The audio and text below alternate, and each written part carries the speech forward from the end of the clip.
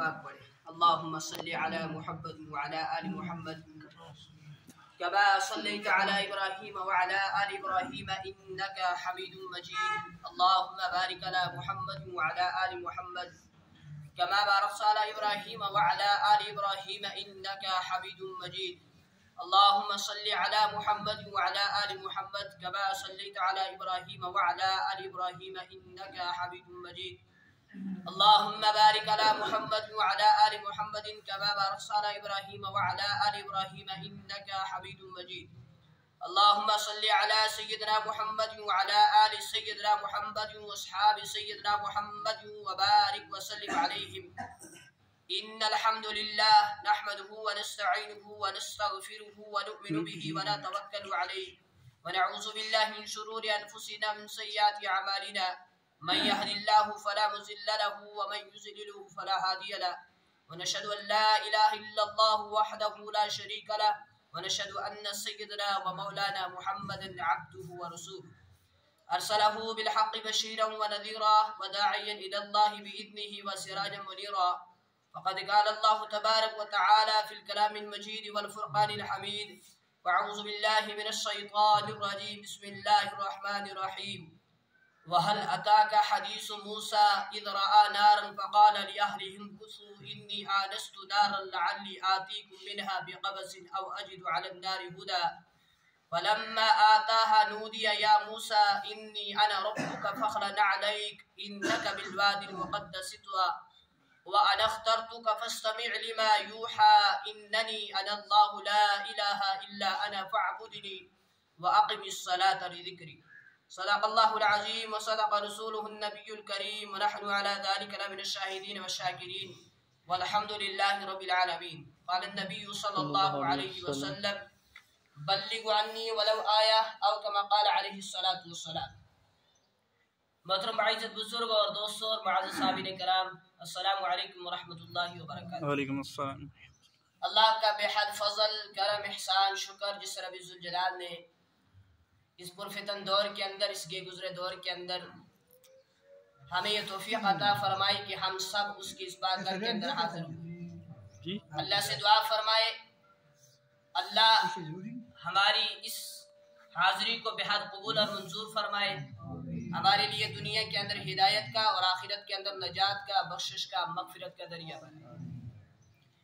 محترم حضرات، جیسا کہ آپ سب کو اس چیز کا علم ہوگا، گزشتہ جمعہ میں نے آپ حضرات کے سامنے سیدنا حضرت موسیٰ علیہ السلام کی پیدائش کے بارے میں ذکر کیا تھا، اور پھر یہ بھی کہا تھا کہ انشاءاللہ یہاں سے آگے آئندہ جمعہ کو عرض کیا جائے گا۔ سیدنا حضرت موسیٰ علیہ السلام کا واقعہ تاریخی حیثیت رکھتا ہے، اور سیدنا حضرت موسیٰ علیہ السلام کے واقعے کو قرآن کریم نے بڑے ہی اچھے انداز کے ساتھ بیان کیا ہے، اور صرف ایک مقام پر نہیں بلکہ کئی مقامات پر بیان کیا ہے۔ خیر، پچھلے جمعہ کو حضرت موسیٰ علیہ السلام کی پیدائش کا ذکر آپ کے سامنے آ چکا۔ موسیٰ علیہ السلام کی پرورش فرعون کے گھر کے اندر کیسے ہوئی، اس کے بارے میں بھی آپ کے سامنے آ چکا۔ انشاءاللہ وہاں سے آگے عرض کیا جائے گا۔ آپ سے امید ہے اور گزارش ہے آپ دل کھول کر بلکہ بڑے غور کے ساتھ، بڑے ذوق و شوق کے ساتھ سماعت فرمائے، پھر انشاءاللہ ان باتوں کے اوپر ہم عمل بھی کریں گے اور دوسروں تک پہنچانے کی بھی کوشش کریں گے۔ حضرت موسیٰ علیہ السلام نے ایک آدمی کو دیکھا جو لڑائی کر رہا تھا۔ لڑائی کس کس کی ہو رہی تھی؟ ایک اسرائیلی تھا اور ایک کیا تھا؟ قبطی۔ ان دو حضرات کی آپس میں لڑائی ہو رہی تھی، تو اسرائیلی نے موسیٰ علیہ السلام کو پکارنے کے بعد کہا کہ موسیٰ میری مدد فرمائے۔ حضرت موسیٰ علیہ السلام نے اس قبطی کو روکا کہ آپ اس کو نہ مارو، اس کے ساتھ نہ چھیڑو، آپ لڑائی ختم کرو، تو اس نے نہ مارا۔ سیدنا موسیٰ علیہ السلام نے ظلم کو روکنے کے لیے تنبیہ کے طور پر اسے ایک مکہ مارا، جان بوجھ کر نہیں، لڑائی کو ختم کرنے کے لیے، ظلم کو روکنے کے لیے تنبیہ کے طور پر اس کو ایک مکہ مارا۔ مکے کا ذکر قرآن کے اندر موجود ہے، فَوَكَزَهُ مُوسَى فَقَضَ عَلَيْهِ، موسیٰ علیہ السلام نے اس قبطی کو مکہ مارا، وہ موسیٰ علیہ السلام کا مکہ برداشت نہ کر سکا، جگہ پر مر گیا۔ موسیٰ علیہ السلام کے مکے کی چوٹ اسے برداشت نہ ہوئی، جگہ پر مر گیا۔ اب موسیٰ علیہ السلام کو یہ فکر لاحق ہوئی، اب یہ خیال ہوا کہ اب فرعون کی فوج مجھے پکڑے گی، خطرہ محسوس ہوا، تو موسیٰ علیہ السلام نے مصر کو چھوڑنے کا ارادہ کیا۔ موسیٰ علیہ السلام نے مصر کو چھوڑا اور مدین کی طرف چلے گئے۔ مدین ایک بستی کا نام ہے جو مدینہ سے کچھ دور کے فاصلے پر ہے۔ موسیٰ علیہ السلام مدین پہنچتے ہیں تو دیکھتے ہیں کہ مدین کے اندر بھی ظلم و زیادتی ہو رہی ہے۔ ظلم و زیادتی کیا ہے کہ مدین کے اندر ایک کنواں موجود ہے جس پر اربوں خربوں کی تعداد میں لوگ موجود ہیں، اور ہر کوئی آگے بڑھ کر پانی بھر رہا ہے اور اپنے جانوروں کو پلانے کی کوشش کر رہا ہے۔ ظلم یہ ہو رہا ہے کہ جو کمزور ہیں، جو ضعیف ہیں، جو عورتیں ہیں، انہیں آگے آنے کا موقع ہی نہیں دیا جا رہا، سارے لوگ آگے بڑھ رہے ہیں اور سب سے پہلے پانی پلانے کی کوشش کر رہے ہیں۔ اب جہاں ظلم ہو اور وقت کا نبی دیکھ لے کہ ظلم ہو رہا ہے، پھر نبی سے برداشت نہیں ہوتا، اور ظلم کو روکنا، زیادتی کو روکنا، یہ حضرات انبیاء علیہ السلام کا طریقہ ہے، سنت ہے۔ ظلم کے خلاف آواز اٹھانا، زیادتی کو روکنا، ظلم کو روکنا، یہ انبیاء علیہ السلام کا طریقہ ہے۔ تو انبیاء علیہ السلام کے طریقے پر امت بھی عمل کرنے کی کوشش کرے گی یا نہ کرے؟ کرنی چاہیے۔ ظلم کے خلاف آواز اٹھانی چاہیے، زیادتی کو جہاں تک ہو سکے روکنا چاہیے، برائی کو جہاں تک ہو سکے روکنا چاہیے۔ کہا کہ پہلے تم برائی ہوتے ہوئے دیکھو، ایمان کا پہلا درجہ کیا ہے؟ کس سے روکو؟ ہاتھوں سے روکو۔ اگر یہ طاقت نہیں ہے تو ایمان کا دوسرا درجہ یہ ہے کہ زبان سے روکو، اسے کہو کہ یہ برائی ہے، ایسا مت کرو۔ برے کو برا سمجھنے، برائی کرنے والے کو برا سمجھنے لگ جاؤ، یا برائی کو برا سمجھو؟ برائی کو برا سمجھو اور اس سے روکو کہ برائی ہے۔ اور پھر ادنا درجہ یہ ہے، سب سے کم درجہ یہ ہے کہ پھر اگر یہ بھی کرنے کی طاقت تمہارے اندر نہیں تو پھر تم کیا کرو؟ اس برائی کے ساتھ نفرت کرنے والے بن جاؤ۔ برائی کرنے والے کے ساتھ نہ، برائی سے۔ وہ نے کہا ڈاکٹر جو ہے، ڈاکٹر مریض سے نفرت کرتا ہے یا مرض سے؟ مرض سے نفرت کرتا ہے یا اس کا علاج کرتا ہے؟ اگر وہ مریض سے نفرت کرے، مریض کو چھوڑ دے تو بچ جائے گا۔ تو ہمارے حکم دیا گیا ہے کہ تم برائی سے نفرت کرو، جہاں برائی ہو رہی ہو اس کو روکو۔ تو خیر دیکھا کہ وہاں بھی زیادتی ہو رہی ہے تو انہوں نے ظلم کو روکنا چاہا، اس کے خلاف آواز اٹھائی، انبیاء علیہ السلام کا طریقہ ہے۔ قرآن کہتا ہے وَلَمَّا تَوَجَّهَ تِلْقَاءَ مَدْيَنَ، حضرت موسیٰ علیہ السلام نے جب مدین کا رخ کیا، جب آپ علیہ السلام مدین پہنچے، قال عسى ربی ان يهديني سواء السبيل، کہا کہ مجھے امید ہے میرا رب ہی مجھے سیدھا رستہ دکھائے گا۔ اس سے موسیٰ علیہ السلام جب مدین پہنچے تو نہ رستے کا پتہ، نہ منزل کا پتہ، نہ کسی گھر کا پتہ، نہ ہی لوگ ان کو جانتے۔ جب پہنچے تو کہا قال عسى ربی ان يهديني سواء السبيل، مجھے امید ہے میرا رب ہی مجھے سیدھا رستہ دکھائے گا۔ وَلَمَّا وَرَدَ مَدْيَنَ وَجَدَ عَلَيْهِ أُمَّةً مِّنَ النَّاسِ يَسْقُونَ، موسیٰ علیہ السلام جب مدین پہنچے تو دیکھا ایک کنواں ہے جس پر ایک امت کا بہت بڑا طبقہ جمع ہوا ہے اور وہاں سے لوگ پانی بھر رہے ہیں۔ وَجَدَ مِن دُونِهِمْ امْرَأَتَانِ تَذُودَانِ، موسیٰ علیہ السلام نے ان سے ہٹ کر دوسری جگہ دیکھا تو دو خوبصورت لڑکیاں الگ کھڑی ہیں، جو صرف خوبصورت نہیں بلکہ خوبصیرت بھی ہیں اور بڑی شرم و حیا والی ہیں۔ قال ما خطبكما، موسیٰ علیہ السلام پاس کے جا کر پوچھا میری بہنوں، سب لوگ پانی بھر رہے ہیں اور پھر جا رہے ہیں، صبح سے لے کر شام تک لوگ اسی کے اندر مصروف ہیں، تم کیوں نہیں پانی بھرتی اور چلتی بنتی؟ قال ما خطبكما، تم کیوں نہیں پانی بھرتی، تمہارا کیا ماجرا ہے؟ کہا ان لڑکیوں نے قال تعالی نسقی حتی یسدد الریاح، ہم تب تک پانی نہیں بھریں گے جب تک یہ چرواہے اپنا پانی بھر کر فارغ نہیں ہو جاتے۔ کہا وہ کیوں؟ فرمایا وَأَبُونَا شَيْخٌ کبیر، اس لیے کہ ہمارا والد بوڑھا ہو چکا ہے، ہمارا کوئی بھائی نہیں ہے، کوئی اور نہیں ہے جو ہماری مدد کرے، اور اس کنویں سے پانی نکالنا ہمارے پاس کی بات نہیں ہے۔ کہا تم گھبراتی کیوں ہو؟ میں یہاں سے گزر رہا تھا، میں ایک مسافر ہوں، میں نے تمہیں دیکھا تو مجھ سے نہ رہا گیا، تم برتن مجھے دو، فکر نہ کرو۔ فَسَقَى لَهُمَا ثُمَّ تَوَلَّى إِلَى الظِّلِّ، میں تمہیں پانی بھر کر دیتا ہوں، میں تمہاری مدد کرتا ہوں۔ موسیٰ علیہ السلام نے پانی کے اندر، اس کے اندر کنویں کے اندر ڈھول ڈالا اور پانی نکال کر ان دو لڑکیوں کی بکریوں کو پلا دیا۔ لکھتے ہیں کہ قرآن مجید کے اندر آتا ہے کہ اس کنویں کے اندر 40 آدمی مل کر ڈھول ڈالتے تھے تب جا کر پانی نکلتا تھا، 40 آدمی مل کر، اور موسیٰ علیہ السلام نے اکیلے ڈھول ڈالا اور پانی نکال کر ان کی بکریوں کو پلا دیا۔ جب پانی پلایا تو خلاف معمول، پہلے جب واپس پانی پلا کر بکریوں کو یہ لڑکیاں گھر جاتی تھی تو ظاہر سی بات ہے سب سے آخر میں نمبر آتا تھا۔ آج جب پہلے نمبر آیا، مدد کی، موسیٰ علیہ السلام نے پانی پلایا، تو خلاف معمول جب لڑکیاں گھر میں پہنچی تو ان کے باپ کون تھے؟ حضرت شعیب علیہ السلام۔ باپ نے پوچھا یہ کیا ماجرا ہے، آج تم جلدی واپس آ گئی، کیسے بکریوں نے پانی پی لیا؟ تو کہا کہ ایک نوجوان ملا، بڑا ہی اللہ والا، بڑا ہی نیک، اس نے ہماری مدد کی، ہماری بکریوں کو پانی پلایا، اس لیے ہم جلدی واپس گھر کے اندر آ گئے۔ شعیب علیہ السلام نے سوچا پھر تو وہ کوئی نیک ہے، اپنی بیٹیوں سے کہا تم میں سے کوئی جائے اسے بلا کر ہمارے پاس لائے، آپ جاؤ اس کو بلا کر ہمارے پاس لاؤ۔ ان بیٹیوں میں سے ایک بیٹی آئی، آ کر اس سے کہا کہ آپ ہمارے ساتھ چلو، آپ نے جو ہماری مدد کی ہے، ہماری ہیلپ کی ہے، اس کے بدلے میں ہمارا باپ آپ کو کچھ اجرت دینا چاہتا ہے، کچھ صلہ دینا چاہتا ہے، لہٰذا آپ ہمارے ساتھ چلو۔ اور بزرگوں،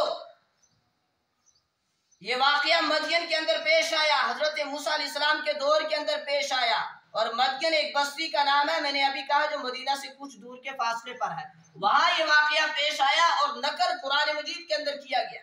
اس کی کیا ضرورت تھی کہ اللہ رب العزت ان واقعات کو نقل کر رہا ہے، اور قرآن کی 20ویں پارے کے اندر سورہ قصص کے اندر یہ واقعہ موجود ہے، تو کیوں نقل کیا؟ اس لیے کہ اللہ مجھے اور آپ کو بتانا چاہتا ہے کہ جب عورت بے سہارا ہو، اولاد یتیم ہو، کمزور ہو، تو تمہارا فرض بنتا ہے کہ تم ان کے ساتھ مدد کرو، ان کی خدمت کرو، جیسے موسیٰ علیہ السلام نے کیا۔ تو ان میں سے ایک لڑکی آئی، اس کے چلنے کے انداز کو، اس کے چلنے کے سٹائل کو قرآن نے بیان کیا۔ فَجَاءَتْهُ إِحْدَاهُمَا تَمْشِي عَلَى اسْتِحْيَاءٍ، ان دو لڑکیوں میں سے ایک لڑکی آئی، بڑے احترام کے ساتھ آئی، شرم و حیا کے ساتھ آئی۔ یہاں حیا کا ذکر آیا تو حیا کی طرف اشارہ ہے کہ جب عورت چلے تو حیا کے ساتھ چلے۔ چلنے کے بہت سارے مختلف انداز ہیں، لیکن بہتر انداز یہ ہے کہ عورت حیا کے ساتھ چلے، بلکہ فرمایا کہ عورت ایسے چلے کہ اس کے پاؤں کی ایڑی کی آواز بھی دوسرے آدمیوں تک نہ پہنچے، کیونکہ عورت کا سب سے بہترین زیور، سب سے بڑا زیور حیا ہے۔ جس عورت کے اندر جس قدر شرم و حیا ہوگی، اتنا ہی اس کو عزت کی نگاہوں سے دیکھا جائے گا۔ آج کہاں شرم و حیا ہے؟ آج شرم و حیا کو ختم کر دیا گیا، شرم و حیا کا جنازہ ہو گیا، شرم و حیا کا جنازہ ہی نکل گیا۔ آج بے حیائی ہے، اور بے حیائی کو فارورڈ کرنے والے ہیں ہمارے مسلمان ہی۔ کیسے بے حیائی کو فارورڈ کرنے والے ہمارے مسلمان؟ بری فاش چیز آئی تو موبائل کے ذریعے سے اس کو شیئر کیا تو ہو گیا رفع، اس کو پھیلانے والا یہی مسلمان ذریعہ بنا۔ ایک بزرگوں، آپ نے ایک چیز دیکھی ہوگی جس کے ساتھ سوشل میڈیا کے ساتھ جڑے ہیں، ان کو پتا ہوگا، واٹس ایپ کے اندر ایک آپشن آتا ہے مائی اسٹیٹس۔ اسٹیٹس کا مطلب ہے میری حیثیت۔ تو ایک بندہ گانے اپلوڈ کر کے اپنی حیثیت بتا رہا ہے کہ میری حیثیت یہ ہے کہ میں گانے ہی اپلوڈ کر سکتا ہوں، اور پھر اس کو ویوز آتے ہیں، جتنے نمبر اس کے پاس سیو ہوتے ہیں، اس کے پاس سیو ہوتے ہیں، اس کو واٹس ایپ کے اوپر اسے مائی اسٹیٹس کے اوپر ویوز آ گئے تو بندہ فخر سے کہتا ہے مجھے اتنے لوگ میرا اسٹیٹس دیکھتے۔ اور بیوقوف تجھے نہیں پتا کہ اگر تم نے گانا رکھا ہے، بے حیا چیز رکھی ہے، تو فحش چیز تم نے وہاں اپلوڈ کی ہے، تو جتنے لوگوں نے تیری اس چیز کو دیکھا ہے اتنے ہی کا گناہ تمہارے نام اعمال کے اندر لکھا جا چکا ہے۔ تو قرآن کہہ رہا ہے فَجَاءَتْهُمَا إِحْدَاهُمَا تَمْشِي عَلَى اسْتِحْيَاءٍ، بڑی شرم و حیا کے ساتھ ان میں سے ایک لڑکی آئی، آ کر ان سے کہا قالت ان ابیک یدعوک لیجزیک اجر ما سقیت لنا، ہمارے والد صاحب آپ کو بلا رہے ہیں، آپ ہمارے ساتھ چلو تاکہ آپ نے جو مدد کی ہے ہمارے ساتھ آپ کا اس کو صلہ دے، اس کی اجرت دے۔ موسیٰ علیہ السلام دل میں سوچنے لگے میں نے کوئی کام اجرت کے لیے تو نہیں کیا تھا، میں نے اللہ کے رضا کے لیے کیا تھا، تو اجرت کیسے؟ خیر ارادہ کر لیا، سوچا کہ ہو سکتا ہے مجھے بلانے والا کوئی بزرگ ہو، اور بزرگ کی زیارت کرنا ثواب ہے۔ ہم بھی کہتے ہیں تم زیارتیوں کے اوپر جاؤ، مزاروں کے اوپر جاؤ، لیکن نیت لے کر جاؤ میں اس کی زیارت کرنے کے لیے آیا ہوں، سجدہ کرنے کے لیے نہیں آیا ہوں۔ لوگ کہتے ہیں مولوی لوگ روکتے ہیں جی زیارتیوں کے اوپر کیوں جاتے ہو، یہ ولیوں کو نہیں مانتے، تمہیں کس نے کہہ دیا ہم ولیوں کو نہیں مانتے؟ ارے جو اللہ کے دوست کو نہ مانے وہ کیسا مسلمان ہے؟ ولی اللہ کا دوست ہوتا ہے، مگر ہم بار بار کہا کرتے ہیں ولی ولی ہی ہوتا ہے، خدا نہیں ہوتا ہے۔ تو آپ زیارت کے اوپر جایا کرے، زیارت کرنے کی نیت سے جایا کرے، سنت طریقے سے زیارت کیا کرے، وہاں فاتحہ پڑھا کرے، باقی خرافات والے کام نہ کیا کرے۔ تو موسیٰ علیہ السلام نے سوچا وہ بزرگ ہوگا تو ان کی زیارت کرنا ثواب ہے، لہٰذا میں چلا جاتا ہوں۔ موسیٰ علیہ السلام چلے اس لڑکی سے، لکھا ہے موسیٰ علیہ السلام آگے آگے اور وہ لڑکی پیچھے پیچھے۔ اب جو ریور بنتا ہے وہ کہاں چلتا ہے؟ آگے یا پیچھے؟ آگے چلتا ہے، مگر ریور وہ لڑکی بن کر آئی تھی مگر وہ پیچھے چلی، کیونکہ شرم و حیا تھی اندر، اچھے گھرانے کے اندر تربیت ہوئی تھی، نبی کی بیٹی تھی، کوئی معمولی بات نہیں تھی، شعیب علیہ السلام کی بیٹی تھی، پیچھے پیچھے چلی۔ حالانکہ ریور اس لیے بنایا جاتا ہے کہ جس کو رستے کا پتہ ہو، وہ اس کو رستے کا پورا پتہ ہو کہاں سے رستہ جاتا ہے، اس لیے اس کو ریور منتخب کیا جاتا ہے، مگر یہ ریور پیچھے چل رہا ہے، موسیٰ علیہ السلام آگے چل رہے ہیں۔ وجہ کیا ہے؟ شرم و حیا والی بیٹی ہے، نبی کی بیٹی ہے، کوئی عام بندے کی بیٹی نہیں ہے، اور آج کل کی عورت کی طرح نہیں ہے۔ اور بزرگوں مجھے لگتا ہے کافی لڑکیاں ایسی بھی ہوں گی جو یہ سوچتی ہوں گی کہ پردہ کرنا یہ بیکورڈ عورتوں کا کام ہے، ہم فارورڈ ہیں، ہم فارورڈ زمانے سے تعلق رکھنے والی ہیں، پردے سے ہمیں کیا تعلق ہے؟ یہ تو ایک قید خانہ ہے، یہ تو ایک مصیبت ہے، گرمی اتنی جون جولائی کی گرمی چل رہی ہے اس کے اندر بھی پردہ کر لیں۔ لیکن ایک میری بات وہ سن لے، اگر اس کو اس مائک کے ذریعے سے آواز جاتی ہے کیسے کہ اگر وہ دنیا کی ٹھنڈک محسوس کرے گی پردہ نہیں کرے گی تو اسے قبر کی گرمی کیا کرنی پڑے گی؟ برداشت کرنی پڑے گی، قبر کی گرمی سہنی پڑے گی، لیکن وہ دنیا کی اگر گرمی کو برداشت کر کے پردہ کرے گی انشاءاللہ اس کے لیے قبر ٹھنڈی ہو جائے گی۔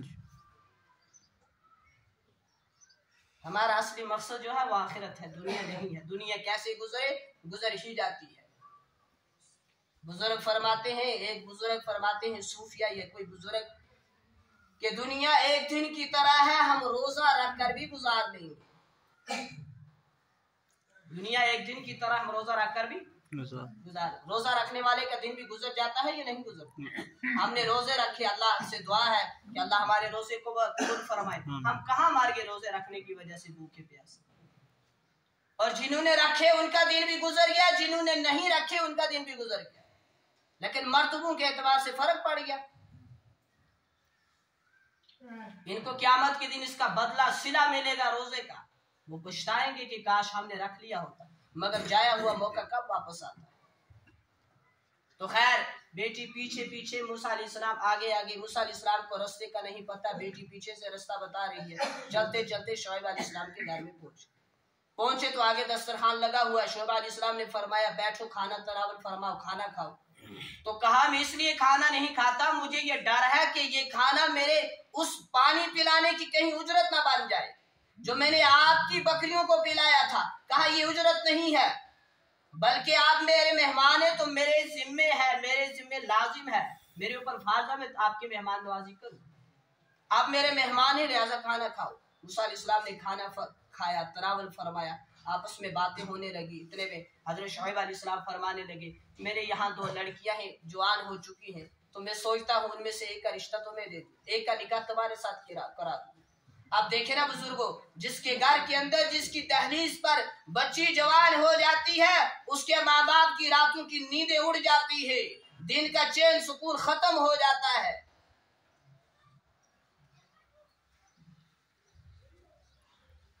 کسی شاعر نے کیا خوب کہا، جس کی بچی جوان ہو جاتی ہے کیسی مصیبت میں اس کی جان ہوتی ہے۔ تو ہر باپ کا یہ تصور ہے، یہ خیال ہے کہ جب میری بچی جوان ہو جائے تو میں اس کا کہیں نکاح کروں۔ پہاڑی میں چاہ دیں او جی جوان بچی جنہ جلتی ہوگا اچھا شرم پائے گا اچھا بہتر ہے۔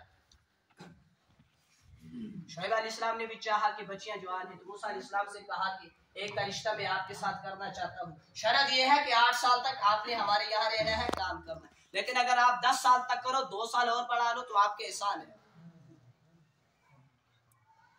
موسیٰ علیہ السلام نے شرط قبول کر لی، وہیں رہے، وہیں کام کرتے رہے۔ اس کے بعد بزرگوں ابھی بھی 2 یا 3 جمعے اس موضوع کے اوپر گزریں گے کہ میں موضوع کو مختصر کر کے موضوع سے ہٹنے کے بعد 1-2 باتیں اور کرنا چاہوں گا جو بڑی اہم ہیں۔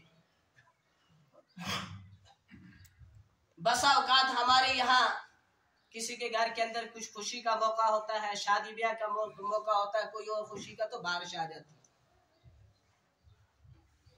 ہمارے گھروں میں سے بھیجا جاتا ہے جاؤ جی تم زیارت کے اندر سے پتھر اٹھا کر لاؤ، اپنے گھر کے قریب دفن کر دو، بارش رک جائے۔ عجیب عجیب فلسفے قائم کر لے ہم نے۔ بارش برسانے والا بھی اللہ، اس کو روکنے والا بھی اللہ، کب برسے گی کسی کو نہیں پتا۔ ان اللہ عنده علم الساعة وينزل الغيث ويعلم ما في الارحام، اللہ فرماتا ہے کسی کو نہیں پتا قیامت کب آئے گی۔ وما تدری ان اللہ یعلم، ان اللہ عنده علم الساعة، کسی کے علم کے اندر نہیں ہے قیامت کب آئے گی۔ وَيُنَزِّلُ الْغَيْثَ، بارش کب کہاں کتنی برسے گی کسی کو پتا۔ وَيَعْلَمُ مَا فِي الْأَرْحَامِ، ماں کے رحم میں کیا ہے کوئی جانتا ہے؟ کسی کو نہیں پتا۔ ہم نے عجیب فلسفہ قائم کر دیا، وہاں سے پتھر لاؤ وہاں دفن کرو بارش رک جائے۔ افسوس ہوتا ہے ایسے لوگوں کی عقل پر، ایسے لوگوں کے گھرانوں پر، دین سے اتنی دوری ہے۔ اس سے کیا ہوگا؟ اس سے کیا ہوگا؟ بزرگوں مکمل شریعت کے اوپر کھڑے ہو جاؤ، بدعتوں کو چھوڑ دو، خرافات کو چھوڑ دو، رسم و رواجات کو چھوڑ دو، ان کا نہ دنیا کے اندر فائدہ نہ ہی آخرت کے اندر فائدہ۔ اور دوسری چیز میرے یہ موسم کو دیکھتے ہوئے عرض کرتا ہوا چلو، سیدنا موسیٰ علیہ السلام نے اللہ سے پوچھا یا اللہ آپ کے ناراض ہونے کی نشانیاں کیا ہیں، کیسے پتہ چلے گا آپ ناراض ہیں بندوں سے؟ تو جواب آیا موسیٰ جب تو دیکھے بارشیں بے موسم برسی۔ آج بے موسم برستی ہیں کہ نہ؟ ایسے سارے چاند یا بارشاں روک کا چھتا میں کئی راہ کی مگر خود بارشاں اسے پتہ چلا، اسے ایک نشانی سے اللہ اس وقت ہمارے اوپر ناراض ہے، مگر احساس پھر بھی نہیں ہے۔ مسجدیں ویسی کی ویسی خالی ہے، قرآن سے ویسی کی ویسی دوری ہے، اللہ کی چوکھٹ سے ویسی کی ویسی دوری ہے، اللہ کے در سے ویسی کی ویسی دوری ہے۔ تو پہلی علامت بیان فرمائی کہ جب تو دیکھے بارشیں بے وقت برسے، بے موسم برسے، اس کا مطلب کیا ہے کہ لوگوں کو بارش کی ضرورت ہو تو نہ برسے، نہ ضرورت ہو تو برس جائے، یہ میرے ناراض ہونے کی ایک علامت ہے۔ دوسری علامت جب تو دیکھے پیسہ بخیلوں کے پاس چلا جائے، مال دولت بخیلوں کے ہاتھ آ جائے، جن کو گن گن کر رکھنے ہی کا شوق ہو लगाने का जज्बा ना हो। दूसरी अलामत, तीसरी अलामत ये बयान फरमाई कि जब तू देखे हुकूमत नकम्मों के हाथ, बेवकूफों के हाथ चली जाए तो ये मेरे नाराज होने की अलामत है। और ये तीनों की जो है अलामतें जो हैं इस वक्त पाई जाती है। अगर आप गौर व फिक्र करें, अंदाजा करें तो इस वक्त ये पूरी तीनों की तीनों अलामतें पूरी है।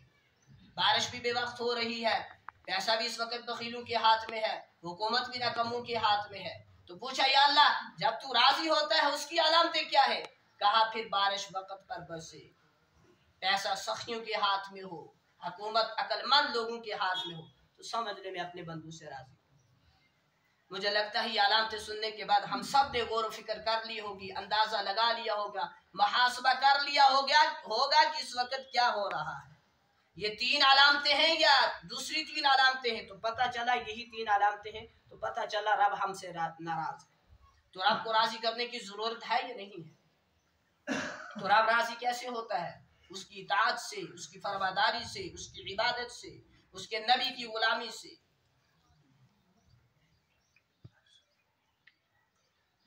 बुजुर्गों, हम जितनी भी जिंदगी गुजारे एक न एक दिन मर जाना है। और मरने के बाद हम में से छोटा हो, बड़ा हो, मर्द हो या औरत हो, हर एक ये जानता है, ये जानती है कि मरने के बाद एक ही चीज काम आती है, वो है अमाल सालिहा। लेकिन फिर भी हमारी अमाल सालिहा से दूरी है, बिदअतों को पकड़ा हुआ है, हकीकत को छोड़ा हुआ है। रोको तो कहते हमारे बाप दादा यूं करते, काश ये जो भी कभी बदल जाए। इसलिए बुजुर्ग मुकम्मल दीन के ऊपर खड़ा होना है, मुकम्मल शरीयत के ऊपर खड़ा होना है। अमल किसे गया? कहा गया हम रोजाना कहते हैं इंशाल्लाह अमल करेंगे, हम भी कहते हैं आप अमल करोगे, आप भी कहते हैं करेंगे, हम भी कहते हैं इंशाल्लाह आज के बाद अमल होगा। तो अमल किसे कहा गया? बस शरीयत ने जिस चीज के करने का हुक्म दिया उसको करना, जिस चीज को छोड़ने का हुक्म दिया, जिससे रुकने का हुक्म दिया उसको रुकना है, उससे छोड़ना है, तो ये अमल हुआ। और कौन सी बड़ी बात है? तो इसलिए बुजुर्गों हम अपनी जिंदगी को, अपने वक्त को गनीमत जाने। हमारा वक्त, हमारा मिनट, हमारा सेकंड एक एक, और हमारी जिंदगी का एक एक लम्हा कीमती है। वक्त गुजरने के बाद वक्त कभी हाथ के अंदर नहीं आया करता। तो इस वक्त को गनीमत समझे, अल्लाह की दहलीज पर आ जाए, अल्लाह की चौखट पर आ जाए, अल्लाह के दर के भिखारी बन जाए, मस्जिदों के साथ रुख करे, मस्जिदों को आबाद करने की फिक्र करे। वक्त मिलता जाए तो तबलीग के अंदर वक्त लगाते जाए। तबलीग का मकसद क्या है? ये क्या मकसद है? ये कौन सी जमात है? ये कोई अलग थलग जमात है? तबलीग का मकसद मुद्दा ये है उम्मत को मनचाही से हटाकर रब चाही के ऊपर खड़ा कर दो। ये तबलीग का मकसद है, उम्मत को मनचाही से हटाकर रब चाही के ऊपर लाओ। तो वक्त मिलता जाए, तबलीग के अंदर भी वक्त लगाते जाओ। मस्जिद के 5 कामों के साथ जुड़ते रहो, मस्जिद को आबाद करते रहो। आपकी मस्जिद के अंदर, हमारी मस्जिद के अंदर कभी ऐसा ना हो कि मस्जिद का दरवाजा नमाज के वक्त बंद रहे, हमेशा उसको खोलने की फिक्र करते रहे। मुकम्मल दीन के ऊपर खड़ा होने की कोशिश करें। अल्लाह इस वक्त इन अलामतों को देखकर, मौसम की खराबी को देखकर लग रहा है कि अल्लाह हमसे नाराज है, और नाराज इसीलिए है कि हमारे अमाल वैसे नहीं रहे। आप देखें कितना नुकसान हुआ इस कीड़ी वगैरह जड़ी बरी इसलार, जो फल फ्रूट थे वो सारे के सारे दरख्तों से नीचे गिर गए। ये तूफानों का आना, ये आंधियों का आना, ये मौसमों का तब्दील होना, मौसमों का खराब हो जाना, ये अल्लाह के नाराज होने की अलामत है। इसलिए हम सब अपने गुनाहों पर तौबा करें, इस्तग़फ़ार करें, निदामत के आंसू बहाएं, अल्लाह के साथ रुजू करें, रुजू इल्लल्लाह हो जाए, और मस्जिदों को आबाद करने की फिक्र करते रहें। इंशाल्लाह हम ये करेंगे ना। मूसा अलैहिस्सलाम का अभी बहुत सारा बड़ा वाक़या है। इंशाल्लाह आइंदा जुमा को जिंदगी रही, अगर आपके यहाँ हमसाए पर ना आए, यहाँ पहुंचे तो इंशाल्लाह अर्ज़ करेंगे। तो अल्लाह से दुआ है जो कहा गया, जो सुना गया, अल्लाह पाक इसको कबूल फरमाए, हम सब इस पर अमल की तौफीक दे। हम सब एक मर्तबा दिल से कहें या अल्लाह मेरी तौबा। आवाज नहीं आई बुजुर्गों, आमीन ना कहे बल्कि पहले कहें या अल्लाह हमारी तौबा, या अल्लाह हमारी तौबा, या अल्लाह हमारी तौबा, या अल्लाह हमारी तौबा। इंशाल्लाह अगर हमने दिल से कहा है तो उम्मीद है हमारे सारे गुनाह माफ, और आइंदा से हम नई जिंदगी शुरू करेंगे। तो आज के बाद बुजुर्ग को वही काम करे जिसकी करने के बाद अल्लाह राजी हो जाए। अल्लाह पाक हम सब को अमल की तौफीक दे। वाखिर दावाना अनिल हम्दुलिल्लाह।